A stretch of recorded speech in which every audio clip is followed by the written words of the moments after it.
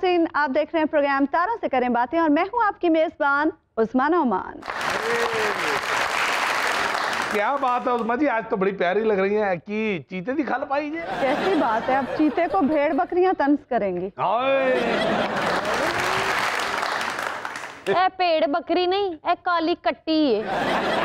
मेरी पहली मेहमान का ताल्लुक पीटीआई से है, जो अब मेहमान से ज्यादा मेजबान लगती हैं क्योंकि हमारे शोज पर वो अक्सर व बेशतर आती रहती हैं। तो तशरीफ लाती हैं तर्जुमान पंजाब हुकूमत मुसर्रत जमशेद चीमा साहिबा।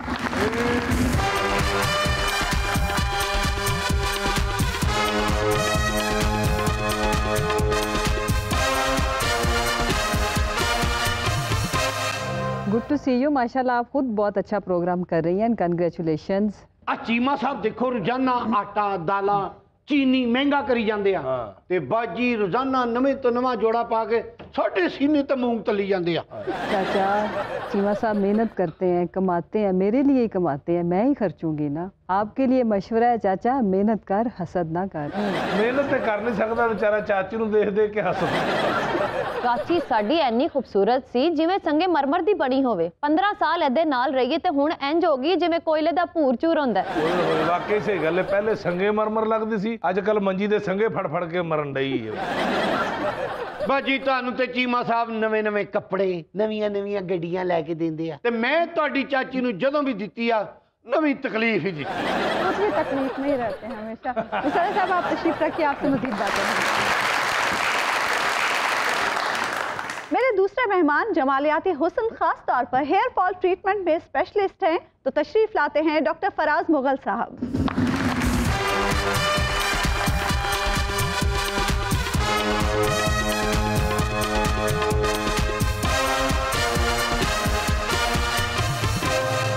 मुगलों की भी की जिंदगी है, किले कुले वेच के ते हुण अजकल सर्जरियां करते फिरदे। ओए कादे मुगल ये भी किले जांदे आ, टिकट लैनी पैंदी इन्हां नूं। पहले ताड़ी मार के कहंदे सन तखलिया, हुण पेशेंट नूं कहंदे ने भाईजान अंदर तशरीफ लै आओ। सर थोड़ा जिहा मूड चेंज किया है, साडे हालात एडे भी नहीं गवाचे कि असीं जनाब टिकटां खरीदी, हुण सानूं पास मिल जांदा पीटीआई दी गवर्नमेंट कोलों। चलो डॉक्टर साहब तुसीं तो खुश नसीब हो, तुहानू पीटीआई कोलों कुछ ना कुछ ते लब्भा, सानू ते कख नहीं लब्भा। नहीं सानू लभ्या की अच्छा अच्छा बेड़ा तर जाएगा। चाचा आपको पीटीआई से कुछ मिला हो या ना मिला हो, लेकिन डॉक्टर साहब से आपको अच्छे अच्छे मशवरे जरूर मिलेंगे। डॉक्टर साहब आप तशरीफ रखिए। अच्छा मुसर्रत साहिबा, आपके कुछ सियासी हरीफ भी आपसे बात करना चाहते हैं। इससे पहले कि आपसे मैं सवालों जवाब करूं, जरा उनकी भी सुन लेते हैं। तो जनाब तशरीफ लाइए।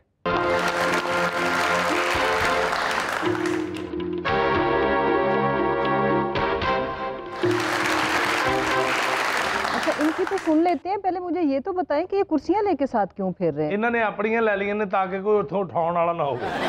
नहीं बाजी ये पिंडां दे नाई हन अपनी कुर्सी नाल लैके आंदे। घूमण वाली कुर्सी तुहाडे कोल है, नाई सानू कही जांदे हो।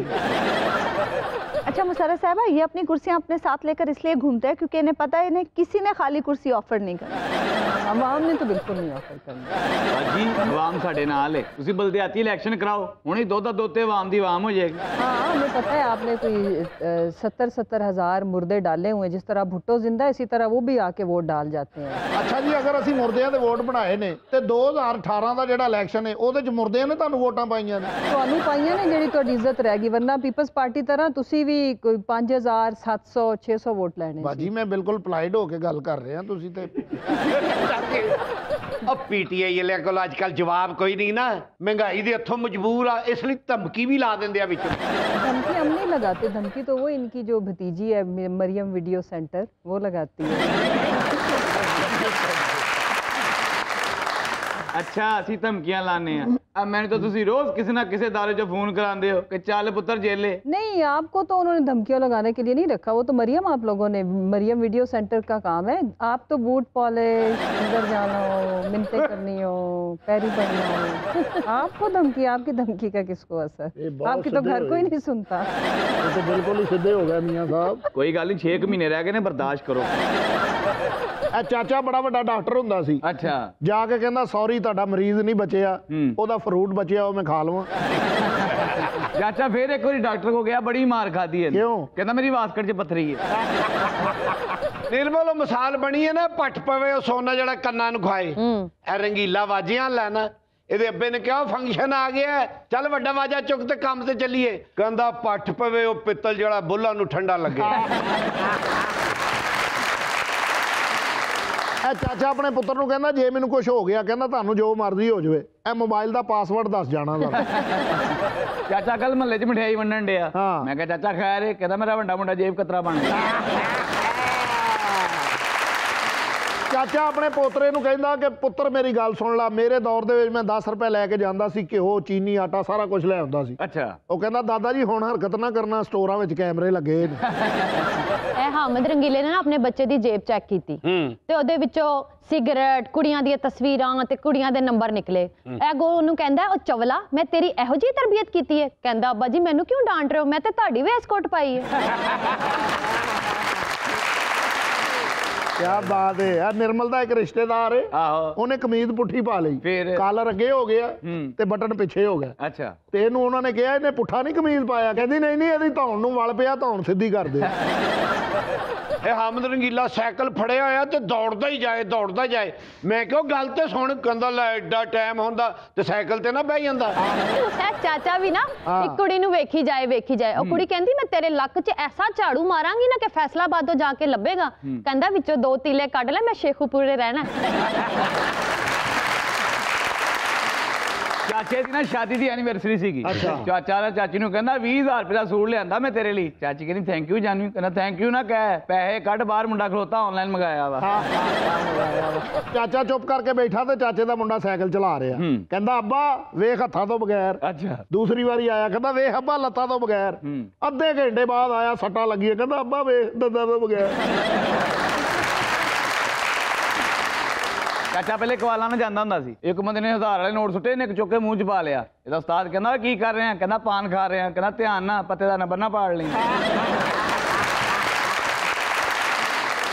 ਇੱਕ ਬੰਦੇ ਨੇ ਦੌੜ ਕੇ ਆਣ ਕੇ ਚਾਚੇ ਨੂੰ ਕਿਹਾ ਮੁਬਾਰਕ ਹੋਵੇ ਤੇਰੇ ਭਰਾ ਦੇ ਘਰ ਪੁੱਤਰ ਹੋਇਆ। ਕਹਿੰਦਾ ਯਾਰ ਜਾਦੂ ਹੀ ਹੋ ਗਿਆ, ਭਾਬੀ ਮੇਰੀ ਹਸਪੀਟਲ ਹੈ ਤੇ ਬੱਚਾ ਘਰ ਪੈਦਾ ਹੋ ਗਿਆ। ਹਾਮਦ ਰੰਗੀਲੇ ਦੇ 5 ਭਰਾ ਤੇ 5 ਚੋਰ ਤੇ ਸਭ ਤੋਂ ਵੱਡਾ ਭਰਾ ਜਿਹੜਾ ਨਾ ਉਹ ਥਾਣੇਦਾਰ ਸੀ। ਕਹਿੰਦਾ ਲਓ ਜੀ ਇਹ ਥਾਣੇਦਾਰ ਲੱਗ ਗਿਆ, ਘਰੋਂ ਹੀ ਚੋਰ ਫੜਿਆ ਕਰੇਗਾ। ਇਹ ਹਾਮਦ ਰੰਗੀਲਾ ਨਾ 10 ਦਿਨ ਤੋਂ ਆਪਣੇ ਘਰ ਲੁੱਕ ਕੇ ਬੈਠਾ ਸੀ। ਮੈਂ ਕਿਹਾ ਘਰ ਕਿਉਂ ਬੈਠਾ ਹੈ? ਕਹਿੰਦਾ ਕੀ ਦੱਸਾਂ ਯਾਰ, ਪਬਜੀ ਗੇਮ 'ਚ ਨਾ 2 ਬੰਦੇ ਮਾਰ ਬੈਠਾ। ਇਹ ਚਾਚਾ ਸੰਗਲ ਲੈ ਕੇ ਬੱਸ ਤੇ ਚੜ ਗਿਆ। ਕਹਿੰਦਾ ਮੇਰੀ ਮਦਦ ਕਰੋ, ਮੈਂ ਇਹ 'ਚ ਮੱਝ ਪਵਾਉਣੀ। ਚਾਚਾ ਬੱਕਰੀ ਲੈ ਕੇ ਨਾ ਬੱਸ ਤੇ ਚੜ ਗਿਆ। ਫਿਰ ਚਾਚੇ ਦੀ ਹੋ ਗਈ ਲੜਾਈ। ਅੱਛਾ। ਕਹਿੰਦਾ ਮੇਰੇ ਨਾਲ ਜ਼ਨਾਨਾ ਸਾਥ ਨਾ ਹੁੰਦਾ ਤੇ ਫਿਰ ਤੁਹਾਨੂੰ ਮੈਂ ਦੱਸਦਾ। ਲੱਗਾ ਜੇ ਪਤਾ ਚਾਚਾ ਬੱਕਰੀ ਲੈ ਕੇ। ਆ ਚਾਚੇ ਨੇ ਕਾਰੋਬਾਰ ਸ਼ੁਰੂ ਕੀਤਾ, ਕਾਲੇ ਰੰਗ ਦਾ ਸੱਪ ਲਿਆ, ਲੋਕਾਂ ਦੀਆਂ ਕੋਠੀਆਂ 'ਚ ਸੁੱਟਣਾ, ਬੈਲ ਵਜਾ ਕੇ ਉਹਨਾਂ ਨੂੰ ਕਹਿਣਾ ਤੁਹਾਡੇ ਘਰ ਸੱਪ ਹੈ। ਉਹਨਾਂ ਨੇ ਕਹਿਣਾ ਫੜ ਲਓ। ਇਹਨੇ ਕਹਿਣਾ 2000 ਲਵਾਂਗਾ। ਅੱਛਾ। ਇੱਕ ਕੋਠੀ 'ਚ ਇਹਨੇ ਸੱਪ ਆਪਣਾ ਸੁੱਟਿਆ। ਫਿਰ ਉਹਨਾਂ ਨੂੰ ਕਹਿੰਦਾ ਜੀ 2000 ਲਵਾਂਗਾ। ਕਹਿੰਦੇ ਫੜੋ ਸੱਪ। ਇਹਨੇ ਬੀਨ ਵਜਾਈ, 2 ਕਾਲੇ ਸੱਪ ਆ ਗਏ। ਕਹਿੰਦਾ ਜੋਗੀ ਬਾਬਾ ਫੜੋ। ਕਹਿੰਦਾ ਤੁਸੀਂ ਆਪਣਾ ਫੜੋ, ਮੈਂ ਆਪਣਾ ਫੜ ਲੈਣਾ। ਇਹ ਹਾਮਦ ਰੰਗੀਲਾ ਕੱਲ ਨਾ ਸਟਾਪ ਤੇ ਖਲੋਤਾ ਰੋਈ ਜਾਏ। ਮੈਂ ਕਿਹਾ ਕੀ ਹੋਇਆ? ਕਹਿੰਦਾ ਧੁੰਦ ਬੜੀ ਸੀ, ਕੋਈ ਚਪੇੜਾ ਮਾਰ ਗਿਆ। ਚਾਚਾ ਵੀ ਇੱਕ ਦਿਨ ਮੰਜੇ ਤੇ ਬੈਠਾ, ਇੱਕ ਬੰਦਾ ਚਪੇੜਾ ਮਾਰ ਕੇ ਨਿਕਲ ਗਿਆ। ਮੈਂ ਕਿਹਾ ਹੋਇਆ ਕੀ? ਕਹਿੰਦਾ ਮੈਨੂੰ ਤੇ ਆਪ ਨਹੀਂ ਪਤਾ ਕੀ ਹੋਇਆ। ਹਾਮਦ ਰੰਗੀਲਾ ਹੈ ਬੜਾ ਸਾਦਾ। ਆਪਣੀ ਬੁੱਢੀ ਨੂੰ ਕਹਿੰਦਾ ਜਾ ਚਾਹ ਬਣਾ ਕੇ ਲਿਆ। ਉਹ ਕਹਿੰਦੀ ਚਾਹ ਕਿਵੇਂ ਬਣਾਵਾਂ, ਦੁੱਧ ਤੇ ਫਟ ਗਿਆ। ਤੇ ਦੁੱਧ ਚੁੱਕ ਕੇ ਦਰਜੀ ਦੇ ਕੋਲ ਲੈ ਗਿਆ। ਚਾਚੇ ਨੇ ਇੱਕ ਬੰਦਾ ਚਪੇੜਾ ਮਾਰਨ ਡਿਆ। ਮੈਂ ਕਿਹਾ ਚਾਚਾ ਤੂੰ ਇਹਨੂੰ ਕਹਿੰਦਾ ਕਿਉਂ ਨਹੀਂ ਕੁਛ? ਕਹਿੰਦਾ ਜਿਹਨੂੰ ਸਮਝ ਕੇ ਮਾਰਨ ਡਿਆ ਮੈਂ ਉਹ ਹੈ ਹੀ ਨਹੀਂ। ਇਹ ਹਾਮਦ ਰੰਗੀਲੇ ਨੂੰ ਵੀ ਨਾ ਇੱਕ ਬੰਦਾ ਚਪੇੜਾ ਮਾਰੀ ਜਾਏ। ਮੈਂ ਕਿਹਾ ਤੂੰ ਅੱਗੋਂ ਕਿਉਂ ਨਹੀਂ ਕੁਛ ਕਹਿੰਦਾ? ਕਹਿੰਦਾ ਉਹ ਗੱਲ ਤੇਰੀ ਨਾ ਕੱਢ ਰਿਹਾ। ਚਾਚਾ ਮੋਟਰਸਾਈਕਲ ਤੇ ਪੈਦਲ ਜਾ ਰਿਹਾ। ਮੈਂ ਕਿਹਾ ਪੈਟਰੋਲ ਮੁੱਕ ਗਿਆ। ਕਹਿੰਦਾ ਨਹੀਂ, ਡਾਕਟਰ ਨੇ ਕਿਹਾ ਸੀ 5 ਕਿਲੋਮੀਟਰ ਪੈਦਲ ਤੁਰਨਾ। ਤੇ ਮੀਟਰ ਵਾਲ ਵੇਖ ਕੇ ਕਹਿੰਦਾ ਬਸ 1 ਕਿਲੋਮੀਟਰ ਰਹਿ ਗਿਆ। ਹਾਮਦ ਰੰਗੀਲਾ ਹੈ ਬੇਵਕੂਫੀ। ਸਾਈਕਲ ਲੈ ਕੇ ਪੈਟਰੋਲ ਪੰਪ ਤੇ ਚਲੇ ਗਿਆ। ਕਹਿੰਦਾ ਟੈਂਕੀ ਫੁੱਲ ਕਰ ਦੋ ਤੇ ਵੈਪਰ ਮਾਰ ਦੋ। ਉਹਨਾਂ ਨੇ ਵੈਪਰ ਫਿਰ ਲੱਕ 'ਚ ਹੀ ਮਾਰਿਆ। ਚਾਚਾ ਵੀ ਪੈਟਰੋਲ ਪਵਾਉਣ ਗਿਆ। ਉਹ ਟੂਟੀ ਜੀ ਐਨੇ ਨਹੀਂ ਲੈ ਖਲੋਤਾ। ਉਹਨੂੰ ਕਹਿੰਦਾ ਮੇਰੇ ਪੈਰ ਤੋਂ ਆ ਦੇ। ਉਹਨੇ ਫਿਰ ਪੈਰ ਤੋਂ ਆ ਕੇ ਉੱਥੇ ਤੀਲੀ ਲਾਤੀ। ਫਿਰ ਉੱਥੇ ਕਹਿ ਰਿਹਾ ਭੁੱਜ ਗਈ ਮੈਂ ਭੁੱਜ ਗਈ ਓ, ਭੁੱਜ ਗਈ ਮੈਂ ਭੁੱਜ ਗਈ ਓ ਜਾਣੇ, ਭੁੱਜ ਗਈ ਮੈਂ ਭੁੱਜ ਗਈ ਓ, ਭੁੱਜ ਗਈ ਮੈਂ ਭੁੱਜ ਗਈ ਓ ਜਾਣੇ, ਜਿਸ ਮਾਏ ਤੇ ਭੁੱਜੀ ਭੱਜੀ ਓ ਜਵਾਨੀ ਮਾਰ ਮੈਂ ਮਰ ਗਈ, ਭੁੱਜ ਗਈ ਮੈਂ ਭੁੱਜ ਗਈ ਓ, ਭੁੱਜ ਗਈ ਮੈਂ ਭੁੱਜ ਗਈ ਓ ਜਾਣੇ।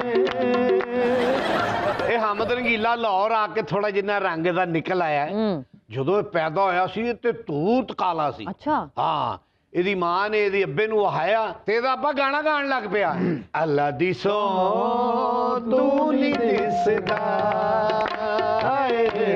ਅੱਲਾ ਦੀ ਸੋ ਤੂੰ ਨਹੀਂ ਦਿਸਦਾ, ਉਹ ਤੇਰੀਆਂ ਨੇ ਰਾਵਾਂ, ਇਹੋ ਤੇਰੀਆਂ ਨੇ ਮਾਂ,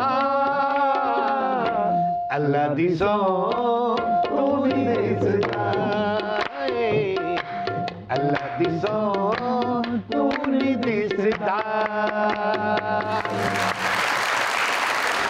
ਅੱਛਾ, ਅਮੀਰ ਆਦਮੀ ਆਪਣੇ ਬੱਚੇ ਨੂੰ ਛੱਤ ਤੋਂ ਲਾਏ ਨਾ, ਜਿਮੀ ਨੀਚੇ ਆਓ, ਆਇਆ ਪਾਪਾ, ਇਹਨੇ ਕਿਹਾ ਮੈਂ ਵੀ ਆਪਣੇ ਬੱਚੇ ਨੂੰ ਇੰਜ ਹੀ ਲਾਉਣਾ। ਫਿਰ ਕਹਿੰਦਾ ਉਹ ਮਨੀਰ ਉਹ ਥੱਲੇ ਆ, ਉਹ ਕਹਿੰਦਾ ਥੱਲੇ ਆ, ਉਹ ਪਿਓ ਦੇ ਅੱਗੇ ਬੋਲਣਾ ਓਏ, ਅੱਗੇ ਬੋਲਣਾ, ਉਹ ਮੈਂ ਤੇਰਾ ਪਿਓ ਕਿ ਤੂੰ ਮੇਰਾ ਟਾਸ ਕਰ ਲੈਨੇ ਆ।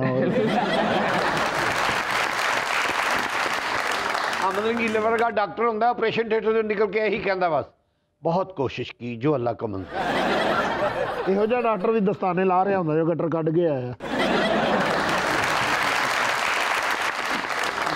ਚਾਚੇ ਨੂੰ ਇੱਕ ਬੰਦਾ ਫੋਨ ਤੇ ਗਾਲਾਂ ਕੱਢ ਰਿਹਾ ਸੀ, ਚਾਚਾ ਉਹਨੂੰ ਪੁੱਛਦਾ ਤੇਰਾ ਪੈਕੇਜ ਹੈਗਾ, ਉਹ ਕਹਿੰਦਾ ਨਹੀਂ, ਕਹਿੰਦਾ ਬੰਦ ਕਰੋ ਮੇਰਾ ਪੈਕੇਜ, ਮੈਂ ਤੁਹਾਨੂੰ ਕਰ। ਹਮਦ ਰੰਗੀਲੇ ਨੂੰ ਨਾ ਇੱਕ ਬੰਦਾ ਫੋਨ ਤੇ ਤੰਗ ਕਰਦਾ ਸੀ, ਇਹਨੇ ਨਵਾਂ ਨੰਬਰ ਲੈ ਲਿਆ ਤੇ ਨਵਾਂ ਨੰਬਰ ਲੈ ਕੇ ਉਹਨੂੰ ਹੀ ਫੋਨ ਕਰਕੇ ਕਹਿੰਦਾ ਤੂੰ ਹੁਣ ਪਿਓ ਦਾ ਪੁੱਤਰ ਹੈ ਨਾ ਤੇ ਮੈਨੂੰ ਤੰਗ ਕਰਕੇ ਵਿਖਾਈ। ਹਮਦ ਰੰਗੀਲਾ ਮੋਬਾਈਲ ਫੋਨ ਕੰਪਨੀ 'ਚ ਮੁਲਾਜ਼ਮ ਸੀ। ਇਹ ਜਿਹੜਾ 15 ਰੁਪਏ ਐਡਵਾਂਸ ਨਹੀਂ ਦਿੰਦੇ, ਇਹ ਸਾਈਕਲ ਤੇ ਜਾ ਕੇ ਘਰਾਂ 'ਚ ਦੇ ਕੇ ਆਂਦਾ ਸੀ। ਚਾਚੇ ਨੇ 500 ਰੁਪਏ ਦਾ ਲੋਡ ਕਰਾਇਆ ਆਪਣੇ ਫੋਨ ਤੇ, ਉਹ ਕਿਸੇ ਹੋਰ ਬੰਦੇ ਨੂੰ ਚਲਾ ਗਿਆ, ਫਿਰ ਉਹਨੂੰ ਫੋਨ ਕਰਕੇ ਕਹਿੰਦਾ ਬਰਾਏ ਮਿਹਰਬਾਨੀ 500 ਰੁਪਏ ਦਾ ਮੈਂ ਲੋਡ ਕਰਾਇਆ, ਤੁਹਾਡੇ ਵੱਲ ਆਇਆ, ਮੇਰੇ ਵੱਲ ਭੇਜ ਦਿਓ। ਉਹ ਕਹਿੰਦਾ 450 ਆਇਆ, ਕਹਿੰਦਾ ਠਹਿਰੋ ਮੈਂ 50 ਹੋਰ ਭੇਜਣਾ। ਚਾਚੀ ਨੇ ਨਵਾਂ ਮੋਬਾਈਲ ਲਿਆ ਤੇ ਡਾਕੂ ਖੋ ਕੇ ਲੈ ਗਏ। ਅੱਛਾ, ਮੈਂ ਕਿਹਾ ਕੋਈ ਗੱਲ ਨਹੀਂ, ਟੈਨਸ਼ਨ ਨਾ ਲੈ, ਮੋਬਾਈਲ ਹੋਰ ਆ ਜਾਏਗਾ। ਕਹਿੰਦਾ ਮੋਬਾਈਲ ਦੀ ਟੈਨਸ਼ਨ ਨਹੀਂ, ਮਿਸ ਕਾਲ ਪਤਾ ਨਹੀਂ ਕਿਹਦੀ ਸੀ। ਚਾਚੇ ਨੇ ਨਵਾਂ ਮੋਬਾਈਲ ਲਿਆ ਤੇ ਮੱਥੇ ਤੇ ਰੱਖਿਆ। ਮੈਂ ਕਿਹਾ ਕਿਹਦੇ ਨਾਲ ਗੱਲ ਕਰ ਰਿਹਾ? ਕਹਿੰਦਾ ਆਪਣੀ ਤਕਦੀਰ ਨਾਲ।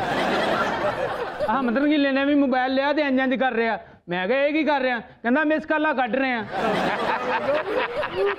ਮੈਂ ਨਵਾਂ ਮੋਬਾਈਲ ਲਿਆ, ਮੈਂ ਇੰਜ ਕਰ ਰਿਹਾ। ਕਹਿੰਦਾ ਕੀ? ਮੈਂ ਕਿਹਾ ਮੈਂ ਮਿਸ ਕਾਲਾਂ ਕੱਢ ਰਿਹਾ। ਫਿਰ ਮਿਸ ਕਾਲ ਕੱਢ ਕੇ ਮੈਂ ਥੋੜੀ ਜਿਹੀ ਉੱਤੇ ਧਰੀ ਪਾਈ, ਉਹ ਨਾਲ ਮੈਂ ਭੀੜ ਗਿਆ ਹੋਵੇ। ਫੁੱਲ ਠੰਡ, ਹਮਦ ਰੰਗੀਲੇ ਨੇ ਪੰਜੇ ਪਕਾ ਲਏ ਤੇ ਨਾਲ ਗਲਵਜ਼ ਵੀ ਰੱਖੇ। ਮੈਂ ਕਿਹਾ ਪੰਜੇ ਤੇ ਪਕਾਏ, ਗਲਵਜ਼ ਕਾਹਦੇ ਲਈ? ਕਹਿੰਦਾ ਉਹਨਾਂ ਨੂੰ ਠੰਡ ਵੀ ਲੱਗ ਸਕਦੀ, ਚੜਾ ਦਿਆ ਕਰਾਂਗੇ। ਚਾਚਾ ਗਿਆ ਇੱਕ ਹੋਟਲ ਤੇ, ਕਹਿੰਦਾ ਕੀ ਪੱਕਿਆ? ਕਹਿੰਦਾ ਜੀ ਮਟਨ। ਢੱਕਣ ਚੁੱਕ ਕੇ ਕਰ ਰਿਹਾ। ਚਾਚਾ ਵੀ ਘਰ ਗਿਆ, ਚਾਚੀ ਨੂੰ ਕਹਿੰਦਾ ਕੀ ਪਕਾਇਆ? ਚਾਚੀ ਕਹਿੰਦੀ ਪੰਜੇ। ਇਹਨੇ ਢੱਕਣ ਚੁੱਕਿਆ ਤੇ ਇੱਕੋ ਹੀ ਪੰਜਾ, ਅੱਗੋਂ ਕੱਚਾ ਨਹੀਂ ਹੋਇਆ। ਕਹਿੰਦਾ ਕੀ ਹਾਲ ਹੈ ਜਨਾਬ? ਇਹਨੇ ਚਾਚੇ ਨੇ ਇੱਕ ਵਾਰੀ ਪੰਜੇ ਪਕਾਏ, ਫਿਰ ਚਾਚੀ ਕਿਤੇ ਤੇ ਖਿਜੀ ਸੀ ਬਹੁਤ। ਅੱਛਾ, ਚਾਚਾ ਕਹਿੰਦਾ ਅੱਜ ਕੀ ਪਕਾਇਆ? ਇਹ ਕਹਿੰਦੀ ਖੱਲੇ।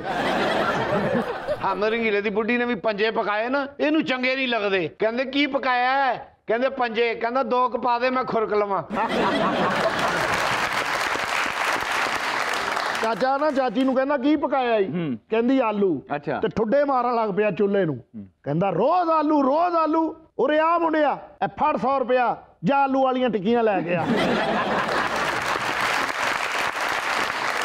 अच्छा मुशर्रफ साहब, आप खबरें गर्म हैं कि बड़े मियाँ साहब वतन वापस आ रहे हैं। पंजाब हुकूमत ने क्या तैयारियां की हैं उनके इस्तकबाल के लिए? वो गया था झूठ बोल के, अभी दोबारा डबल झूठ बोल के वापस आ रहा है, तो काहे का इस्तकबाल? और काहे का इस्तकबाल तो इनका आवाम करेगी ना जाके। जिस तरह पहले भी आपको पता है जब ये आए थे तो शहबाज शरीफ साहब माल रोड नहीं छोड़ सके थे। ਉਹ ਜਿਨ੍ਹਾਂ ਦੀ ਖਾਤਰ ਮੈਂ 에어ਪੋਰਟ ਨਹੀਂ ਸੀ ਨਾ ਗਿਆ, ਹੁਣ ਉਹ ਕੰਮ ਨਹੀਂ ਰਹੇ। ਹੁਣ ਤੇ ਮੈਂ ਰਨਵੇ ਤੇ ਜਾ ਕੇ ਭਾਈ ਨੂੰ ਲੈ ਕੇ ਆਵਾਂਗਾ, ਮੋਢਿਆਂ ਤੇ ਭਾਵਾਂਗਾ, ਭਾਵੇਂ ਮੇਰੇ ਦੋਵੇਂ ਮੋਢੇ ਨਿਕਲ ਜਾਣ। ਬਿਮਾਰ ਆਦਮੀ ਹੈ, ਜ਼ਰਾ ਹੌਲੀ ਹੌਲੀ ਤੁਰਨਾ ਮੋਢੇ ਤੇ ਬਿਠਾ ਕੇ। मियाँ साहब थोड़ा जा सफर करो और लेके आओ उन्होंने वापस। ਆ ਵੇਖਣਾ ਤੁਸੀਂ, ਜਿਹੜੇ 5 ਮਿੰਟਾਂ 'ਚ ਤੁਸੀਂ ਕੇਸ ਬਣਾਏ ਸੀ ਨਾ, 5 ਮਿੰਟਾਂ 'ਚ ਹੀ ਖਤਮ ਹੋਣੇ ਜੇ। तो यही तो बातें हम लोग तो करते हैं कि आप लोग हमेशा डील और ढील के कायल हो। पहले भी जब जद्दा गए थे तो झूठ ही बोलते रहे 10 साल कि हमने कोई इनके साथ मुआहदा नहीं किया, लेकिन आपके जो गारंटियर थे फिर उन्होंने बता ही दिया ना। ਅੱਛਾ ਬਾਜੀ, ਅਸੀਂ ਕਰੀਏ ਤੇ ਡੀਲ, ਤੁਸੀਂ ਕਰੋ ਤੇ ਸੇਮ ਪੇਜ। ਇਹ ਬਾਜੀ ਤੁਹਾਨੂੰ ਸੇਮ ਪੇਜ ਦੀ ਅਗਰ ਹਮਾਇਤ ਨਾ ਮਿਲੇ, ਤੁਸੀਂ ਇੱਕ ਵੀ ਜਿਹੜਾ ਕਾਨੂੰਨ ਹੈ ਨਾ ਪਾਸ नहीं करवा सकते। बस देखे आप लोगों के ख्वाब में छीछड़े रोजाना, ये कानून पास नहीं होगा, इसमें ये बजट पास नहीं होगा। कोई देखे रियासत जो होती है ना, उसमें जितने भी स्टेट के पिलर्स हैं वो एक दूसरे के साथ सेम पेज पे होते हैं। आपने हमेशा उनको अपने ताबे करने की कोशिश की। जैसे पुलिस आपका विंग था, आपने भी उस इदारे को अपना विंग बनाने की कोशिश की, फिर आपको पता ही है कि आपके साथ क्या हुआ है। बहरहाल मैं आपको एक बात पे मैं भूल गई, मैंने मुबारकबाद देनी थी कि आप लोगों की तो तरक्की हो गई है। किस तरह मतलब पहले बिरयानी दे प्लेट ते ਤੁਹਾਡਾ वोट देंदे सी, हुण तुसी 2500 ते दिता है ना। अच्छा मुसर्रत साहिबा, ये बात तो वैसे मानने वाली है कि पहले जो लोग बिरयानी की एक प्लेट खा लिया करते थे, अब जो आप लोग मिनी बजट ले आए हैं उसके बाद तो लोगों को वो भी नहीं मिलेगी, खाने को भी तरसेंगे लोग। हमारा जो मिनी बजट है ये आम आदमी को कुछ भी नहीं कह रहा, आम आदमी के लिए नहीं है। बट आई बिलीव कि जो पाकिस्तान में जिन लोगों की अफोर्डेबिलिटी है, जो अफोर्ड करते हैं, लग्जरी आइटम्स को यूज़ करना चाहते हैं, आपको पता है सबसे ज़्यादा हमारे यहाँ डॉलर की किल्लत क्यों रहती है? इम्पोर्ट की वजह से। तो उनके लिए ये टैक्स है और मेरा ख्याल है कि एज ए रिस्पॉन्सिबल सिटीजन उनको ये टैक्स देना चाहिए। बाकी जो आम आदमी की जितनी भी यूज़ की इस्तेमाल की चीज़ें, उनके ऊपर हम कोई एक्स्ट्रा टैक्सेशन नहीं कर रहे। सारा झुकाव रियासत के वसाइल का आम आदमी की तरफ है। ਉਹ ਇਹਨਾਂ ਦੇ ਕਹਿਣ ਦਾ ਮਤਲਬ ਇਹ ਵੇ ਕਿ ਸਾਰੀ ਦੁਨੀਆ ਸ਼ੈਤਾਨ ਹੈ ਤੇ ਬਸ ਇਹੀ ਫਰਿਸ਼ਤੇ ਨੇ ਭਾਈ। ਸਾਨੂੰ ਤੇ ਇਹਨਾਂ ਨੇ ਕਿਹਾ ਸੀ ਕਿ ਇਹਨਾਂ ਨੂੰ ਰਵਾਵਾਂਗੇ ਤੇ ਇਹਨਾਂ ਨੇ ਸਾਨੂੰ ਹੀ ਰਵਾ ਦਿੱਤਾ ਹੈ। मैं बहुत रोया गल भी नहीं, इन्ना दा ते रोना बनता है। अवाम थोड़ा सा, फिर मैं यही कहूंगी कि घबराना नहीं है। ਕਦੋਂ ਘਬਰਾਉਣਾ ਜੇ? ਦੱਸ ਦੋ ਆਖਰੀ ਸਾਲ ਰਹਿ ਗਏ ਜੇ। ਹਾਲੇ ਵੀ ਕਹਿ ਰਹੇ ਘਬਰਾਉਣਾ ਨਹੀਂ, ਸਾਨੂੰ ਤੇ ਗੱਛਾਂ ਪੈਣ ਡਈਆਂ, ਫਿਰ ਕਹਿੰਦੀ ਆ ਘਬਰਾਉਣਾ ਨਹੀਂ। ਤੁਹਾਡੇ ਕੋਲ ਮਗਰੋਂ ਕਹਿ ਦਿੰਦੇ ਘਬਰਾਉਣਾ ਨਹੀਂ, ਵੀ ਸਾਡੇ ਨਾਲ ਚੜੇਲਾ ਛੱਡੀਆਂ ਤੁਸੀਂ। ਉਹ ਤੈਨੂੰ ਬੱਸਾਂ ਪੈਣਡੀਆਂ ਤੇਰੀ ਗੰਦੀ ਸ਼ੇਰਵਾਨੀ ਦੀ ਵਜ੍ਹਾ ਨਾਲ, ਇਹਨੂੰ ਧੋ ਕੇ ਪਾ ਫਿਰ ਨਹੀਂ ਪੈਣਗੀਆਂ।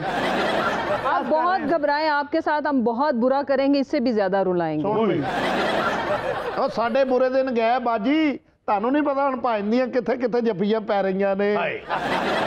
परमानेंट ही लॉन्ग बूट पा लेने। ਮਾਰਚ ਤੱਕ ਸਿਰਫ ਤੁਸੀਂ ਸਬਰ ਕਰੋ, ਵੇਖੋ ਅਸੀਂ ਤੁਹਾਡਾ ਹਸ਼ਰ ਕੀ ਕਰਨੇ ਆ। मैं दसा जी बाजी, एक नई डेट देंगे अगले मार्च की, अगले साल के मार्च की, और तब तक वैसे ही टाइम पूरा हो जाना तू है। इंज रह छड़ दे नहीं।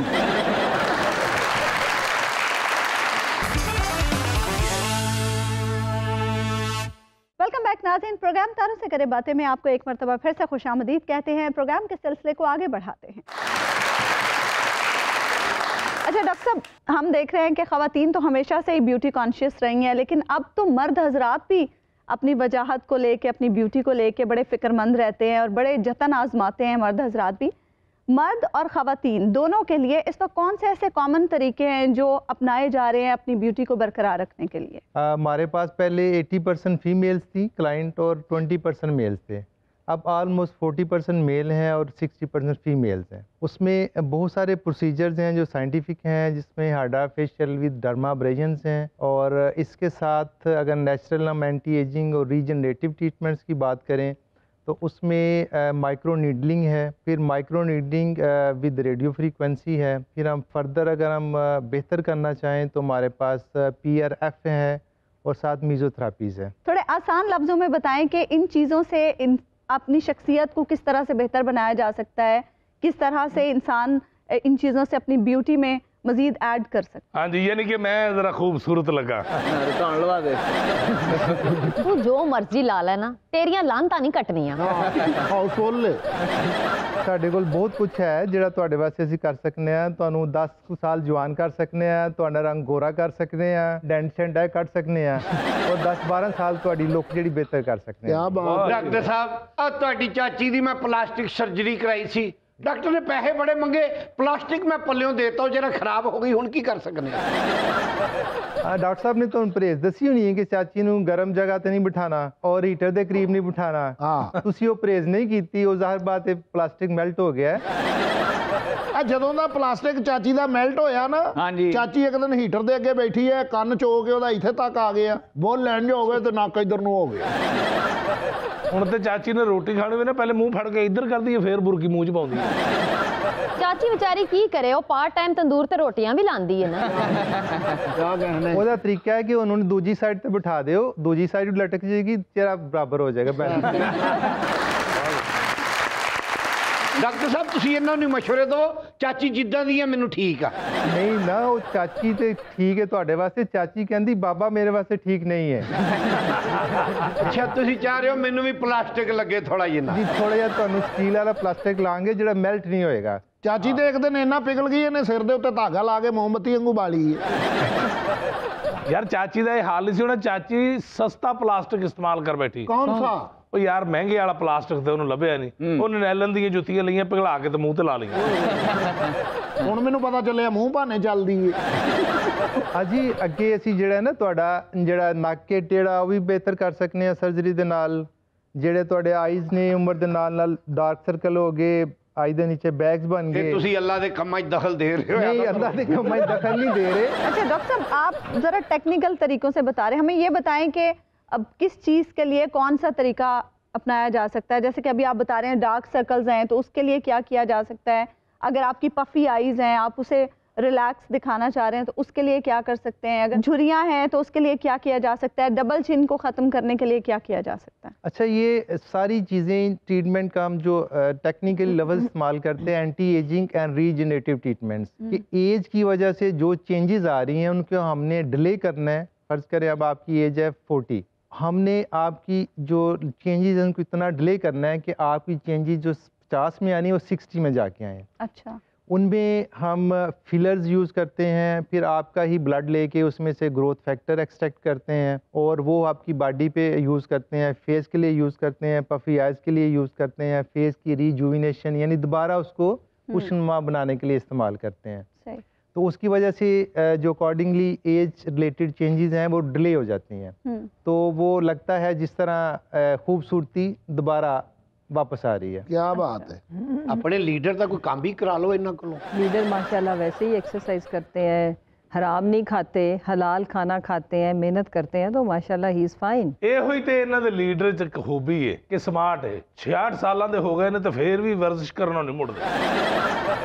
ऑनेस्ट भी, मेहनती भी, ईमानदार भी, नेकी का हुसन होता है ना। हर खूबी हैगी बाजी ਉਹਨਾਂ ਦੇ ਵਿੱਚ, लेकिन गरीब आदमी ਨੂੰ रिलीफ देने ਲਈ ਉਹਨਾਂ 'ਚ कोई खूबी नहीं। हाँ ना, फुटपाथ से जो लोग थे उनके लिए लंगर खाने आपने बनाए, शेल्टर होम्स आपने बनाए, कोई भूखा ना सोए वो तो आपने बनाए। अभी इनसे पूछे ना जो शादी पे इन्होंने इतने अरबों रुपए लगाए हैं, वो कैप्टन सफदर ने कमाए थे, वो आपके टैक्स का पैसा था। ਉਹ ਮੁੰਡੇ ਦੇ ਪਰਨਾਨੇ ਦੀ ਕਮਾਈ ਸੀਗੀ, ਸਟੀਲ ਮਿਲਾਂ ਦੀ ਕਮਾਈ ਸੀ। ਜਾਓ ਜਿੱਥੋਂ ਮਰਜ਼ੀ ਪਤਾ ਕਰ ਲਓ ਜਾ ਕੇ। तो पढ़नाने के और भी भाई थे, वो उनके जरा देखो ना हालात। ਪਰਨਾਨਾ ਜਾਂਦੀ ਵਾਰੀ ਸਾਰਾ ਕੁਝ ਸਾਨੂੰ ਦੇ ਗਿਆ, ਤੁਸੀਂ ਸੜੋ। हाँ, मुझे याद आया वो जो उन्होंने ऊँटों पे पैसे भेजे थे, कतर भेजे थे, फिर वो दुबई पता नहीं कहीं से जहाँ मर्जी से लौट के आपके पास आ जाते हैं, याद आते हैं। सॉरी, बहुत अमीर खानदान है इनके, तो नौकरों के अकाउंट्स में 4 अरब 5 अरब ऐसे ही है ना। मियाँ साहब है, छोटे मियाँ साहब भी बहुत अमीर आदमी है। आपको पता है ये अपने बैटमैन को कितनी तनख्वाह देते हैं? 4 करोड़। आपको पता है ये अपने स्वीपर को कितनी देते हैं? खान सामे को कितनी सैलरी देते हैं? 3400 रुपया सैलरी ਆ ਤੁਸੀਂ ਐਵੇਂ 4 ਕਰੋੜ ਕਹੀ ਜਾਂਦੇ। ਤੁਹਾਡੇ ਖਾਨ ਸਾਹਮਣੇ ਵੀ ਆਪਸ ਚ ਗੱਲਾਂ ਕਰਦੇ ਨੇ, ਉਹ ਕਿੱਥੇ ਫਸ ਗਏ, ਨਾ ਇਹਨਾਂ ਨੇ ਕੁਝ ਪਕਵਾਉਣਾ ਹੈ ਤੇ ਨਾ ਸਾਨੂੰ ਖਵਾਉਣਾ ਹੈ। सरकारी करते होंगे, हमने अपने घरों में अपने प्राइवेट स्टाफ ही रखा हुआ है, हम सरकार के खजाने से कोई हम नहीं लेते। और बाजी मैं ਤੁਹਾਡੇ किचन ਦੀ ਗੱਲ नहीं कर रहा, वजीर आजम साहब ਦੇ किचन ਦੀ ਗੱਲ कर रहे हैं। वजीर आजम साहब ਦੇ किचन ਵਿੱਚ ਪਤਾ ਕੀ ਹੁੰਦਾ? सुन लो ना जी, बिरयानी साहब सुन लें। वजीर आजम साहब ने अपने घर में सारा स्टाफ जाती रखा हुआ है, किचन उनका जाती है, सरकार के पैसे से नहीं चलता। और जो सरकार के पैसे से किसी को मिलती है ऑफिस के टाइम में खाली चाय और एक बिस्किट भी अब मिलता है। लेकिन जस्टिस वजीउद्दीन साहब तो कह गए हैं कि उनका किचन जहांगीर तरीन साहब के पैसों से जजमान है उन्होंने हो। जहांगीर तरीन ने खुद कह दिया है कि जो फंड्स हम पार्टी को देते हैं खान साहब उसको अपनी ज़ात के लिए कभी भी खर्च नहीं करते। ऑनेस्टली स्पीकिंग बताऊं तो सबसे बड़ी डोनेशन तो खान की अपनी है पार्टी के लिए भी, कि एक अपना पूरी ज़िंदगी दे दी, उसके बाद अपने घर के अंदर उन्होंने पार्टी प्रीमिसेस के लिए एक जो जगह दी हुई है, ऑफिस दिया हुआ है, उसके अलावा कभी किसी लीडर ने कभी कुछ खान को नहीं दिया, ना वो लेते हैं। दूसरी जो बात मैं बताऊं, खान साहब ना प्राइम मिनिस्टर हाउस में रहते हैं, आपका तो नाश्ता फज्जे दे पाए हेलीकॉप्टर पे से जाते थे। ਭਾਂਦਾ ਇੱਕ ਵਾਰੀ ਦਿਲ ਕੀਤਾ ਟਰਕੀ ਦੇ ਵਿੱਚ ਬਾਰਬੀਕਿਊ ਖਾਣ ਨੂੰ, ਉਹਨਾਂ ਨੇ ਲਾਹੌਰੋਂ ਬੰਦਾ ਬਾਰਬੀਕਿਊ ਵਾਸਤੇ मंगा लिया ਸੀ, ਤੁਸੀਂ ਤਾਂ ਤਰਸੋ। आवाम के टैक्स के पैसे का वो बताया है ना आपके दामाद कैप्टन सफदर ने कि लंगर खाना है हमारा, तो लंगर चलता ही रहता है आवाम के पैसे का। अच्छा डॉक्टर साहब, ये तो फिर सियासी बहस शुरू होगी, आपकी बात वहीं रह गई। ये भी ज़रा बता दें कि हेयर फॉल आजकल हर दूसरे इंसान का मसला है, चाहे वो ख़वातीन हैं चाहे वो मर्द हजरात हैं, बल्कि मर्द हजरात के तो बहुत जल्दी बाल बिल्कुल उड़ जाते हैं, ख़वातीन का भी यही मसला है। और सोशल मीडिया पर अगर हम देखें तो टोटकों की भरमार है। क्या ये टोटके आजमूदा होते हैं या फिर कोई साइंटिफिक सोल्यूशन है इसके लिए? इसमें जो साइंटिफिक रीज़न कोई भी नहीं है, ये सेल्फ क्रिएटेड है, जस्ट अपने आप को प्रमोट करने के लिए। जो साइंटिफिक तरीके हैं उनमें हेयर फॉल की सबसे पहले हमने जो वजह है वो आइडेंटिफाई करनी है। हर क्लाइंट की, हर पेशेंट की अपनी एक रीज़न है। उसके जिस्म से रिलेटेड भी हो सकती है, कुछ डिजीज़ हैं जिस्म में, जैसे कैंसर हम कहते हैं, कुछ मेडिसिन ऐसी खाते हैं उसमें भी हेयर फॉल होता है। फिर स्ट्रेस में बढ़ जाता है। हमारे पास स्टूडेंट आते हैं कि हमारे बाल गिर रहे हैं, तो मैं स्टेट कहता हूँ कि आपके एग्ज़ाम शुरू हुए हैं, कहते हैं यस सर। स्ट्रेस से रिलेटेड भी है, नींद डिस्टर्ब है, आपका जंक फूड बहुत ज़्यादा है, उसमें भी ये प्रॉब्लम्स आएंगी। तो इनकी ट्रीटमेंट फिर हम कॉमन बात करें तो फिर हम ब्लड से लेके उसके PRF PRP तैयार करते हैं, वो हम चेक करते हैं जहाँ जहाँ हेयर फॉल है। इसके साथ हम कुछ सर्टन इंग्रेडिएंट्स हैं या मेडिसन है वो हम हेयर ग्रोथ के लिए इस्तेमाल करते हैं, टॉपिकल भी और यहाँ पे इंजेक्ट भी करते हैं। ठीक। फिर इसमें जो नई टेक्निक्स आई हैं उसमें थ्रेड्स हैं, वो थ्रेड्स हम स्किन के अंदर डाल देते हैं, उससे हेयर फॉल रुक जाता है। फिर कुछ स्टेम सेल जो नेक्स्ट जनरेशन ट्रीटमेंट्स हैं, उसमें स्टेम सेल ट्रीटमेंट्स हैं, वो हम फैट बॉडी की लेके उसी को प्रोसेस करते हैं सर्टन मशीन से और उसके स्टेम सेल तैयार करके वो हम यूज़ करते हैं। ठीक। और इसके अलावा एक नई टेक्निक है डेट इज़ रीजनरेटिव एक्टिवा, वो हम एंड्रोजेनिक यानी जिन में विरासत की वजह से गंजापन आ रहा है वो हम वहाँ पे यूज़ करते हैं। तो उसमें जो बाल पतले हैं वो हेल्दी होंगे, जो गिर रहे हैं वो रुक जाएंगे, और सम टाइम जो फॉलिकल डेड नहीं हुए उसमें से भी बाल निकल आता है। तो ऑलमोस्ट वो 1.5 से 2 साल तक इफेक्टिव रहती है। अच्छा, ये भी बता दें आम आदमी के लिए अफोर्डेबल है ये सारा प्रोसेस? यस, इवन कि अगर कोई डिजर्विंग है तो उसके लिए हम फ्री ऑफ कॉस्ट भी कर देते हैं। अच्छा, और जेन्युइन अब ये सारे पहुंच ही ना जाए। आप ले लें डॉक्टर साहब का नंबर, फ्री ऑफ कॉस्ट कर दूंगा, कोई मसला नहीं है। डॉक्टर साहब आप इनको फ्री ऑफ, इनको तो डबल चार्ज करें, आधे पैसे तो आपके खुद के हैं इसमें। चलिए हम डबल चार्ज कर लेंगे जी। ਇਹੋ ਜਿਹੇ ਡਾਕਟਰ ਸਾਰਾ ਬੰਦਾ ਖੋਲ ਕੇ ਆਪ ਦੌੜ ਜਾਂਦੇ ਹੁੰਦੇ पूरा अगले बंदे का सिर खोल के फिर सोच रहे होंगे अब इसको मैं कैसे जोड़ूं। मियां साहब प्लीज विजिट देम। अरे सर, उसमें हमारे पास 2-3 चीज़ें हैं। कुछ तो हम बगैर सर्जरी के फेस अपलिफ्ट कर सकते हैं, ये एज की वजह से लटक जाता है फेस, तो उसको हम थ्रेड लिफ्ट कहते हैं। थ्रेड हम डालते हैं इस तरह के कि ये फेस ऐसे अप जैसे नेचुरल लुक होती है उसकी तरह हो जाता है। और ये जो एंगल्स हैं, झुर्रियाँ हैं, लाइंस हैं, उसको भी हम थ्रेड के साथ कर सकते हैं। ये वो तरीका है जिसमें हम सर्जरी नहीं करते, 10-15 मिनट में उसका फेस बेहतरीन पप्पू उसको बना के। मैं नहीं चाची ਨੂੰ पप्पू बनाना, चंगी पली होगी तो मैनू छट जाएगी। डॉक्टर साहब इनको फ्री सर्विस दें, इनको नहीं, इनको डबल चार्ज करें, उन्हें फ्री। ਉਹ ਬਾਜੀ ਅਸੀਂ ਵੀ ਜਾਲੀ ਹਾਂ, ਤੁਸੀਂ ਅਸਲੀ ਸਮਝਦੇ ਸਾਨੂੰ ਤੇ ਰਾਈਵਨ ਰੋਡ ਤੋਂ ਨਹੀਂ ਲੰਘਣ ਦਿੰਦੇ, ਤੁਸੀਂ ਐਵੇਂ ਸਾਡੇ ਖਿਲਾਫ ਹੋਏ ਜੀ। मुबारक हो, सुने सुने कौम को मुबारक हो, आज आप लोग खुद मान गए कि आप लोग जाली हैं। हम तो अच्छा, मुसर्रा साहब सुना है कि पंजाब हुकूमत मियां साहब की गारंटी देने के जुर्म में शहबाज शरीफ साहब पर केस दायर करना चाहती है, इसमें कितनी हकीकत है? देखिए, सबसे पहले तो कंटेम्प्ट ऑफ कोर्ट इन पे लगती है, ऑनरेबल कोर्ट्स डिसाइड करेंगे, क्योंकि इन्होंने एक गारंटी कोर्ट के अंदर दी थी, गवर्नमेंट के आगे नहीं दी थी। नंबर 1, इनके जेल जाने के लिए और बहुत कुछ है। ये ऐसे स्टोरी को ट्विस्ट कर रहे हैं। इनफैक्ट जो 16.5 अरब रुपए इनके मुलाजमीन के अकाउंट से निकले हैं, उस पर जब भी इनसे सवाल किया जाता है तो ये जाके कहते हैं कि जी मुझे हरास किया जा रहा है, ये शब्बों की तरह बिहेव करना शुरू कर देते हैं। इदारे सवाल करते हैं और बाहर आके प्रेस कॉन्फ्रेंस कहते हैं मुझे डराया था वहाँ पे। इनफैक्ट असल में इनके ऊपर करप्शन चार्जेस जो साबित हो चुके हुए हैं। बड़ी शरीफ फैमिली तो कन्विक्टेड है ही, वो तो करप्ट है ही। मेरी लंदन तो क्या पाकिस्तान में भी कोई जायदाद नहीं, इनके पास भी कोई मनी ट्रेल नहीं है। लेकिन इनको एक चीज़ में मैं अप्रिशिएट करूँगी कि कोई कैलबरी फॉन्ट और कोई इस तरह की बोंगियाँ इन्होंने नहीं मारी, सिवाय एक के मुझे वहाँ पे हरास किया जाता है। तो हमने कहा जी, नैब ने भी ये बोला कि आइंदा सारी क्वेश्चन आंसर हम कैमरे के अंदर कर लेंगे ताकि आवाम को आगाह किया जाए। तो इनफैक्ट इनके अंदर जाने के लिए देयर आर मैनी थिंग्स कि जो इंशाल्लाह जब केसेस कंक्लूड होंगे तो इनको तो होना ही अंदर चाहिए। ये मुझे ये नहीं समझ आती ये बाहर क्यों है। मैं इत्थे बैठा जे बाजी, जाओ जिन्हों कहना जे कह लो मैनू जेले भिजवाओ। ਹੁਣ ਜੇਲੇ ਜਾਣ ਦਾ ਨਹੀਂ, ਹੁਣ ਜੇਲਾਂ ਖੁੱਲਣ ਦਾ ਟਾਈਮ ਹੈ। ਉਹ ਦਿਨ ਗਏ ਜਦੋਂ ਤੁਸੀਂ ਇੱਕ ਫੋਨ ਤੇ ਸਾਨੂੰ ਗ੍ਰਿਫਤਾਰ ਕਰਵਾ ਦਿੰਦੇ ਸੀ। ਹਾਂ ਜੀ, ਹੁਣ ਇੱਕ ਫੋਨ ਤੇ ਗ੍ਰਿਫਤਾਰ ਨਹੀਂ ਹੋਣਗੇ, ਹੁਣ 4-5 ਫੋਨ ਕਰਾਣੇ ਪੈਣੇ ਤੁਹਾਨੂੰ। ਉਹ ਤੈਨੂੰ ਕਦੇ 7 ਰੁਪਏ ਚੀਨੀ ਤੇ ਨਹੀਂ ਮਿਲਣ ਡਈ।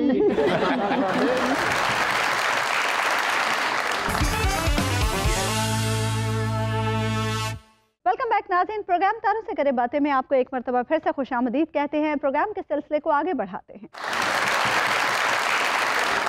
डॉक्टर साहब, पहले तो ये सिचुएशन थी कि सिर्फ जो शोबिस से वाबस्ता लोग थे वो ही अपनी स्मार्टनेस का, अपने लुक का ख्याल रखते थे, लेकिन अब चूँकि हम देख रहे हैं कि हर दूसरा बंदा वीडियोस बना रहा है, टिकटॉक बना रहा है, तो अब हर शख्स जो है वो अपने आप को स्मार्ट, स्लिम और खूबसूरत देखना चाहता है।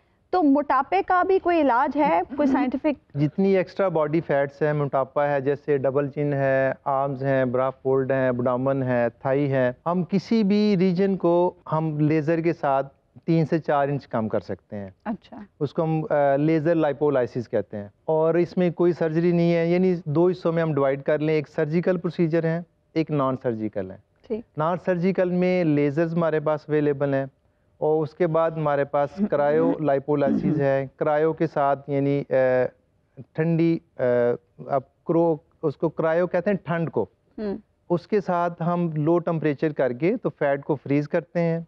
आस्ता आस्ता फैट के छोटे पीस बनते हैं, वो हमारी बॉडी अब्जॉर्ब करके यूरिन के थ्रू एक्सक्रीट कर देती है। अच्छा। ये टोटली नेचुरल है। ठीक। ये 6 से 8 हफ्ते में जो जिस रीजन को हम करेंगे वो एरिया 3 से 4 इंच इंशाल्लाह कम हो जाएगा। जो हम फैट निकालते हैं उसके लिए हम लाइपोसेक्शन भी कर सकते हैं, तो वही फैट हम प्रोसेस करके तो उसके हम स्टेम सेल भी तैयार कर सकते हैं, और उसके फेस की रिजुविनेशन के लिए भी यूज़ कर सकते हैं, हेयर फॉल के लिए भी यूज़ कर सकते हैं। नहीं, एक ही प्रोसीजर में हम उसकी जो मोटापा है उसको भी कम कर लेंगे, उसको रिजुविनेट भी कर लेंगे, उसको दोबारा जवान भी बना देंगे, नया बंदा तैयार कर देंगे। नया उसको जनाब को 15-20 साल छोटा करके, तो अकॉर्डिंगली जैसी उसकी डिमांड होती है हम उसको कर। यानी ਤੁਹਾਡੇ ਕਹਿਣ ਦਾ ਮਤਲਬ ਹੈ, ਅਗਰ ਹਾਮਦ ਰੰਗੀਲਾ ਸਾਹਿਬ ਨੂੰ ਬਿਲਕੁਲ ਤੁਸੀਂ ਘੱਟ ਕਰਦੇ ਹੋ ਤੇ ਘਰ ਜਾਵੇ ਤਾਂ ਸਾਡੀ ਭਾਬੀ ਕਹਿੰਦੀ ਹੋਵੇ ਮੇਰਾ ਭਤੀਜਾ ਕਿੱਧਰ ਆਇਆ ਹੈ, ਬੱਚਾ ਵੀ ਕਹਿ ਸਕਦੇ ਨੇ।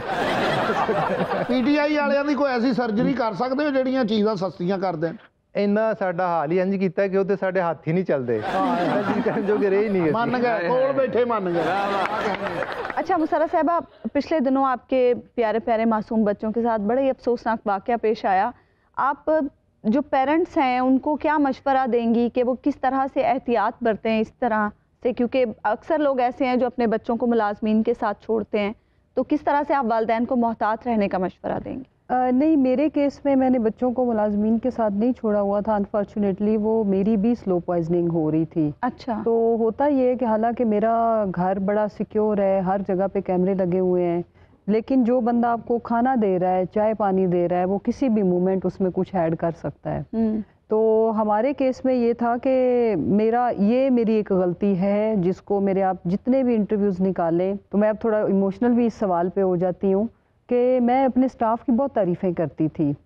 उसकी वजह ये है कि मतलब हमें जो हमारी तरबियत है कि ख़ानदानी घरों में जी स्टाफ चेंज नहीं करते, तो पुराने ये सारे वो मुलाजमीन थे जो पुराने थे, जिनको मैंने बहुत अच्छे हालात में रखा हुआ था। और लेकिन ये जो मेरा एक किसी की दिल आज़ारी हो तो सो हो, मैं एडवाइस ये करूँगी कि वो पुराने ज़माने की बातें कि जी हम तो ख़ानदानी लोग हैं, हम मुलाजमों को जहाँ कहीं आपको कोई एक चीज़ जो आपको खनक रही है या आपको प्रॉब्लम लग रही है, फ़ौरन फायर करें और निकाले हुए बंदे को वापस कभी ना रखें, चाहे जितना मर्जी या लोग आपको अप्रोच करें। एक बात हमारे केस में चूँकि स्टोरी और थी कि वो मतलब बिक गए और मतलब समबडी लाइक उनको उन्होंने ख़रीदा, और ये हरकत इस तरह से हुई। इस तरह से नहीं हुई कि वो हमारे मुलाजिम थे तो उन्होंने हमें वो इस तरह से पॉइजनिंग करना शुरू कर दी, बिकॉज इसके पीछे कुछ और फैक्टर्स थे। किसी के कहने बट इवन देन आप कभी भी 100% ट्रस्ट नहीं करना चाहिए। मेरी पेरेंट्स को ये एडवाइस है कि हमारी ज़िंदगी की सबसे कीमती चीज़ हमारे बच्चे हैं। बिल्कुल सही। तो कभी भी मतलब दूसरे लोगों पे जो स्टाफ है भले जितना मर्जी अच्छा है, क्योंकि मेरा स्टाफ उन्होंने मुझे शीशे में उतारा हुआ था, मुझे लगता था कि इनसे अच्छे लोग और कोई नहीं है। सही।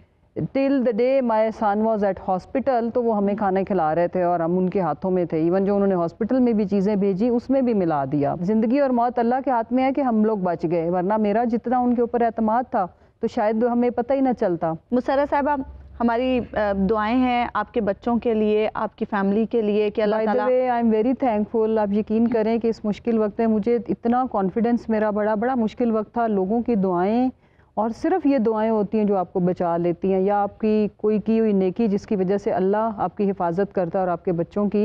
सो आई एम वेरी थैंकफुल आप सब बहन भाइयों की, और वो तमाम जिनकी मैं उन दिनों कॉल्स नहीं ले सकी, जिन्होंने मुझे मैसेज किए, जिन्होंने दुआएं की, मैं उनकी इंतहाई शुक्रगुजार हूँ, और अल्लाह सबके बच्चों की हिफाजत करे। आमीन मुशर्रफ साहिबा, अल्लाह ताला आपकी फैमिली को और आपके बच्चों को अपनी हिफाजत में रखे। और इसके साथ साथ हम ये भी कहना चाहेंगे कि इतनी बुरी कारकर्दगी के बावजूद आप जिस तरह से हर प्लेटफॉर्म पर अपनी पार्टी को डिफेंड करती हैं, और बीइंग अ वुमन जिस तरह से आप अपनी पार्टी को रिप्रेजेंट करती हैं, उसको भी हम एक्नॉलेज करते हैं।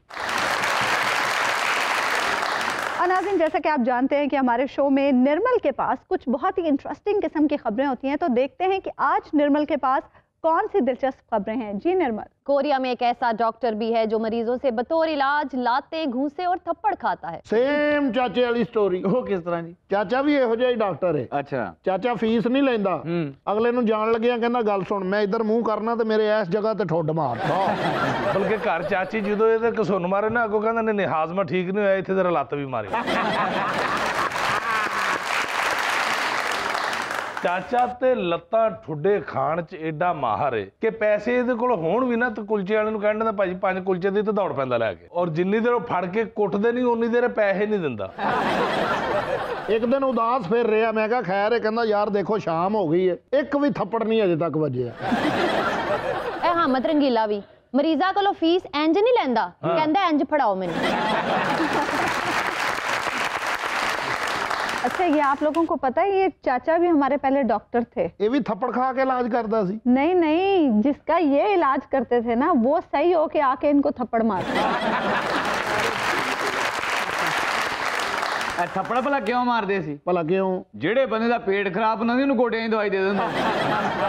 ਮੈਂ ਕਿਹਾ ਚਾਚਾ, ਇੱਕ ਬੰਦੇ ਦਾ ਪੇਟ ਖਰਾਬ ਹੈ ਤੇ ਤੂੰ ਗੋਡੇ ਠੀਕ ਕਰਨ ਦੀ ਦਵਾਈ ਕਿਉਂ ਲਿਖ ਰਿਹਾ? ਕਹਿੰਦਾ ਲੋਕੀ ਨੇ ਜਾਹਲ, ਇਹਨਾਂ ਨੂੰ ਮੇਰੀ ਦਵਾਵਾਂ ਦੀ ਸਮਝ ਨਹੀਂ ਆਉਂਦੀ। ਠੀਕ ਹੈ, ਬੰਦੇ ਦੇ ਗੋਡੇ ਠੀਕ ਹੋਣਗੇ, ਉਹ ਵਾਕ ਕਰੇਗਾ ਤੇ ਉਹਦਾ ਹਾਜ਼ਮਾ ਆਪ ਠੀਕ ਹੋ ਜਾਏਗਾ। ਇੱਕ ਮਰੀਜ਼ ਆਇਆ ਚਾਚੇ ਦੇ ਕੋਲ, ਫਿਰ ਕਹਿੰਦਾ ਮੈਨੂੰ ਸਾਹ ਨਹੀਂ ਆ ਰਿਹਾ, ਬਾਰੀ ਖੋਲ ਕੇ ਕਹਿੰਦਾ ਹੁਣ ਵੇਖ ਆ ਰਿਹਾ। ਇੱਕ ਮਰੀਜ਼ ਆਇਆ ਚਾਚੇ ਦੇ ਕੋਲ, ਕਹਿੰਦਾ ਜੀ ਮੇਰੀ ਖਾਂਸੀ ਤੇ ਬੰਦ ਹੋ ਗਈ, ਪਰ ਮੇਰੇ ਸਾਹ ਦਾ ਮਸਲਾ ਹੈ। ਚਾਚਾ ਕਹਿੰਦਾ ਤੂੰ ਮੇਰੀ ਦਵਾਈ ਖਾ, ਜਿੱਥੇ ਤੇਰੀ ਖਾਂਸੀ ਬੰਦ ਹੋ ਗਈ ਨਾ, ਤੇਰਾ ਸਾਹ ਵੀ ਬੰਦ ਹੋ ਜਾਏਗਾ। ਚਾਚੇ ਦੇ ਕੋਲ ਇੱਕ ਮਰੀਜ਼ ਆ ਕੇ ਕਹਿੰਦਾ ਡਾਕਟਰ ਸਾਹਿਬ ਮੇਰੀਆਂ ਲੱਤਾਂ 'ਚ ਬਹੁਤ ਦਰਦ ਹੁੰਦੀ ਹੈ। ਉਹਨੂੰ ਦਵਾਈ ਨਹੀਂ ਦਿੱਤੀ, ਬਹਿ ਕੇ ਉਹਦੀਆਂ ਲੱਤਾਂ ਘੁੱਟਣ ਲੱਗ ਗਿਆ। ਇੱਕ ਮਰੀਜ਼ ਆਇਆ ਚਾਚੇ ਦੇ ਕੋਲ, ਕਹਿੰਦਾ ਜੀ ਮੈਂ 200 ਦੀ ਦਵਾਈ ਲੈ ਕੇ ਜਾਣਾ, ਮੈਨੂੰ ਕੋਈ ਫਾਇਦਾ ਨਹੀਂ ਹੁੰਦਾ। ਕਹਿੰਦਾ ਤੂੰ 150 ਦੀ ਲੈ ਕੇ ਜਾ, ਤੈਨੂੰ 50 ਦਾ ਫਾਇਦਾ ਹੋਏਗਾ।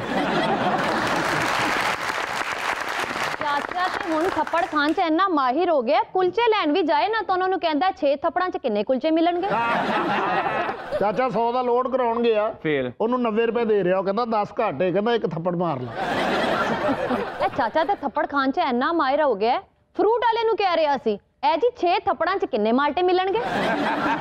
ਚਾਚਾ ਤਾਂ ਚਪੇੜਾਂ ਖਾਣ ਦਾ ਇੰਨਾ ਮਾਹਰ ਹੋ ਗਿਆ, ਚਾਚੇ ਨੇ 2 ਕਿਲੋ ਚਿਕਨ ਇੱਕ ਬੰਦੇ ਕੋਲ ਲਿਆ, ਉਹਨੂੰ ਪੈਸੇ ਨਹੀਂ ਦੇ ਰਿਹਾ, ਉਹਨੇ ਰੱਜ ਕੇ ਕੁੱਟਿਆ ਤੇ ਚਲਾ ਗਿਆ। ਅੱਧੇ ਘੰਟੇ ਬਾਅਦ ਫੇਰ ਆ ਗਿਆ, ਉਹ ਕਹਿੰਦਾ ਹੁਣ ਕੀ ਲੈਣ ਆਇਆ? ਕਹਿੰਦਾ ਇਸੇ ਰੇਟ ਤੇ 2 किलो और मिल जाएगा। अगली खबर, बॉस ने क्यों डांटा? थाईलैंड में खातून वर्कर ने ऑफिस में 21 करोड़ से जायद का तेल जला दिया। सेम हामद रंगीले ਲੀਆਂ ਹਰਕਤਾਂ। ਇਹਨੂੰ ਵੀ ਜਿਸ ਬਰਾਤ ਚ ਲੜਾ ਪੈਸੇ ਨਾ ਦੇਵੇ, ਉਹਦੇ ਪਿਓ ਦੀ ਅੱਖ 'ਚ ਵਾਜਾ ਮਾਰ ਦਿੰਦਾ। ਇੱਕ ਬਰਾਤ ਤੇ ਗਿਆ, 2 ਘੰਟੇ ਇਹਨੇ ਵਾਜੇ ਵਜਾਏ ਤੇ ਇਹਨੂੰ ਟਕਾ ਨਹੀਂ ਹੋਇਆ। ਇਹਨੂੰ ਗੁੱਸਾ ਚੜਿਆ, ਉਹਨਾਂ ਨੂੰ ਤਾਂ ਕੁਝ ਕਹਿ ਨਹੀਂ ਸੀ ਸਕਦਾ। ਜਾਂਦੀ ਵਾਰੀ ਕੋਰਮੇ ਦੀ ਦੇਗ 'ਚ ਰੇਤ ਪਾ ਕੇ ਨਿਕਲ ਗਏ। ਇੱਕ ਹੋਰ ਬਰਾਤ ਤੇ ਗਏ, 2 ਘੰਟੇ ਵਾਜੇ ਵਜਾਏ, ਪੈਸਾ ਹੀ ਕੋਈ ਨਹੀਂ ਹੋਇਆ, ਤੇ ਜਾਣ ਲੱਗੇ ਉਹਨਾਂ ਦਾ ਬੇਦਾਰ ਟਰੰਕ ਚੁੱਕ ਕੇ ਲੈ ਗਿਆ। ਇਹ ਸ਼ਬਾਸ਼ਰੀ ਬਣਿਆ ਨਾ, ਅਸਲ ਇਹਦੀ ਹੈਗੀ ਹੈ ਬੁਲਬੁਲ ਅਕੈਡਮੀ। ਇਹ ਵੀ ਇੱਕ ਜਗ੍ਹਾ ਨੱਚਣ ਗਿਆ, ਅਰੇ ਥਾ ਥਈ ਸ਼ੁਰੂ ਕੀਤਾ, ਫੱਟਾ ਹੀ ਇੰਜ ਹੋ ਗਿਆ। ਡਾਂਸਰ ਕਹਿ ਰਿਹਾ ਮੈਨੂੰ ਬਾਹਰ ਕੱਢੋ ਓਏ। ਅੱਛਾ, ਵਾਜਿਆਂ ਦਾ ਕੰਮ ਛੱਡ ਕੇ ਤੇ ਮੈਡੀਕਲ ਸਟੋਰ ਪਾ ਲਿਆ। ਮੈਡੀਕਲ ਸਟੋਰ ਦਾ ਨਾਂ ਕੀ ਰੱਖਿਆ ਭਲਾ? ਦੇਸਾਂ ਦਾ ਰਾਜਾ ਮੈਡੀਕਲ ਸਟੋਰ। इंसान ही नहीं समझदा। 11-12 जिने जा रहे सन, एक औरत कहंदी भैणा पिछे हो जा, बंदे जा रहे ने। कहंदी बंदे केड़े? ऐ ते वाजे वाले ने। ਸਹੀ ਕਹਿ ਰਹੀ, ਇਹਨਾਂ ਨੂੰ ਬੰਦੇ ਵਾਕਈ ਕੋਈ ਨਹੀਂ ਸਮਝਦਾ। ਬਿਲਕੁਲ ਇੱਕ ਬਰਾਤ ਇਹਨਾਂ ਨੇ ਵਾਜਾ ਵਜਾਇਆ ਤੇ ਰੋਟੀ ਖਾਣ ਅੰਦਰ ਵੜ ਗਏ। ਉਹ ਬੰਦਾ ਕਹਿੰਦਾ ਓਏ ਬਾਰੇ ਬਾਜਿਆਂ ਨੂੰ ਬਾਹਰ ਕੱਢੋ, ਪਹਿਲੇ ਬੰਦੇ ਖਾਣਗੇ। ਔਰ ਸਵੇਰੇ ਸਵੇਰੇ ਵਾਜੇ ਪਾ ਕੇ ਇੰਜ ਬਾਹਰ ਨਿਕਲਣ ਦੇ ਹੁੰਦੇ ਨੇ ਜਿਵੇਂ ਪਿਓ ਦੇ ਕਤਲ ਦਾ ਇੰਤਕਾਮ ਲੈਣ ਜਾ ਰਹੇ। ਇਹ ਹੈ ਵਾਜੇ ਵਜਾਉਂਦੇ ਨੇ, ਲੇਕਿਨ ਅਸਲ ਇਹਨਾਂ ਦਾ ਕੰਮ ਸ਼ਾਦੀ ਤੋਂ ਲੰਗਰ ਚੋਰੀ ਕਰਨਾ ਹੈ। ਇਹਦੇ ਤਾਏ ਨੇ ਇੱਕ ਵਾਰੀ ਵੱਡੇ ਵਾਜੇ ਦੇ ਵਿੱਚ ਕੋਰਮਾ, ਚਾਵਲ, ਖੀਰ, ਹਲਵਾ, ਕਸਟਰਡ ਸਾਰਾ ਕੁਝ ਹੀ ਪਾ ਲਿਆ। ਉਹ ਅਚਾਨਕ ਹੀ ਘਰ ਵਾਲੇ ਕਹਿੰਦੇ ਚਲੋ ਜੀ ਵਾਜਾ ਵਜਾਓ। ਕਹਿੰਦਾ ਨਹੀਂ ਮੇਰੀ ਜ਼ਰਾ ਤਬੀਅਤ ਨਹੀਂ ਠੀਕ। ਉਹ ਕਹਿੰਦੇ ਨਹੀਂ ਵਾਜਾ ਵਜਾਓ। ਕਹਿੰਦਾ ਨਹੀਂ ਮੇਰੀ ਤਬੀਅਤ ਨਹੀਂ ਠੀਕ। ਉਹ ਕਹਿੰਦੇ ਭਾਈ ਵਜਾਣਾ ਪੈਣਾ। ਉਹਨੇ ਇੰਜ ਕਰਕੇ ਫੂਕ ਮਾਰੀ, ਕਿਸੇ ਲਾੜੇ ਦੇ ਉੱਤੇ ਬੋਟੀਆਂ ਪਈਆਂ ਨੇ, ਕਿਸੇ ਬਰਾਤੀ ਤੇ ਹਲਵਾ ਪਿਆ, ਕਿਸੇ ਬਰਾਤੀ ਤੇ ਕਸਟਰਡ ਪਿਆ। ਉਹਨਾਂ ਸਾਰੇ ਨੇ ਇਹਦੇ ਵੱਲ ਦੇਖਿਆ, ਅੱਗੋਂ ਕਹਿੰਦਾ ਇਹਦਾ ਤਾਇਆ ਤੁਹਾਨੂੰ ਮੈਂ ਕਿਹਾ ਸੀ ਨਾ ਮੇਰੀ ਤਬੀਅਤ ਖਰਾਬ ਹੈਗੀ। ਹੁਣ ਚੰਗੇ ਰਹੇ ਜੇ ਮੇਰੇ ਫੇਫੜੇ ਨਿਕਲ ਕੇ ਤੁਹਾਡੇ ਮੂੰਹਾਂ ਤੇ ਵੱਜੇ। ਪੂਰੀ ਬਰਾਤ ਨਾਲ ਲੈ ਕੇ ਫਿਰ ਮਗਰ ਲਾੜੇ ਦੇ ਕਿਉਂ ਸਾਰਿਆਂ ਨੇ ਲਾੜਾ ਪੂੰਝ ਕੇ ਖਾਦਾ। ਉਸ ਦਿਨ ਮੈਨੂੰ ਕਹਿੰਦਾ ਮੈਂ ਤੇ ਇੰਜੀਨੀਅਰ ਬਣ ਗਿਆ, ਮੈਂ ਤੇ ਨਵੀਂ ਮਸ਼ੀਨ ਬਣਾ ਲਈ ਹੈ। ਮੈਂ ਕਿਹਾ ਉਹ ਮਸ਼ੀਨ ਕਰਦੀ ਕੀ ਹੈ? ਕਹਿੰਦਾ ਖੀਰ ਚੋਂ ਨਾ ਬੋਟੀਆਂ ਅਲੱਗਾ ਕਰਦੀ ਹੈ। ਅੱਛਾ ਬਾਕੀ ਘਰਾਂ 'ਚ ਜਾਓ ਨਾ ਤੇ ਬੱਚੇ ਸਕੂਲ ਦਾ ਕੰਮ ਕਰ ਰਹੇ ਹੁੰਦੇ ਨੇ, ਇਹਨਾਂ ਦੇ ਘਰਾਂ 'ਚ ਜਾਓ ਨਾ ਬੱਚੇ ਨਾ ਸਾਲਨ 'ਚ ਬੋਟੀਆਂ चीज़ां लदा कर। मैं हामिद साहब को पूछा है जो ताकू दुनिया सब तू भेड़ा कौन लगता है तो इन्ना भला क्या जवाब देता है? क्या इन्ना आख है ऊ दूल्हे दा प्यू जेड़ा जेब विचों 1 टका नहीं कटेगा। उत्तों ਉਹਨੂੰ ਏਡੀਆਂ ਬਦਦੁਆਵਾਂ ਦਿੰਦੇ ਨੇ, ਇੰਜ ਲੱਗਦਾ ਲਾੜੇ ਦਾ ਪਿਓ ਨਹੀਂ ਫਰਾਉਨ ਦਾ ਰਿਸ਼ਤੇਦਾਰ। ਇਹ ਸਭ ਤੋਂ ਬੁਰਾ ਇਹਨਾਂ ਨੂੰ ਪਤਾ ਕੌਣ ਬੰਦਾ ਲੱਗਦਾ? ਜਿਹੜਾ ਕਹਿੰਦਾ ਬੰਦ ਕਰ ਦੋ ਵੀ ਵਾਜੇ ਹੁਣ ਨਿਕਾਹ ਦਾ ਟਾਈਮ। नहीं कई सजी सजाई कार का भी असर कर देंगे बच्चे, डेंट पा देंगे ने, दही सुट देंगे ने उत्ते। एक होर इन्हां नूं बंदा बहुत बुरा लगदा केड़ा ਜਦੋਂ आवाजा वजाउण डे होण ना ते सामने आके कोई अचार खाण लग जाए। अच्छा ये बात नहीं मुझे समझ में आई, इनके सामने कोई अचार खाए तो इन्हें क्यों बुरा लगता है? ਉਹ ਅਚਾਰ ਦੇਖ ਕੇ ਤੇ ਇਹਨਾਂ ਦੇ ਮੂੰਹ 'ਚ ਪਾਣੀ ਆ ਜਾਂਦਾ। ਉਹ ਲੱਗਦਾ ਆਵਾਜ਼ਾਂ ਨਹੀਂ ਵਜਾਉਣ ਡਿਆ, ਉਂਝ ਹੀ ਕਰੂਲੀਆਂ ਕਰਨ ਡਿਆ।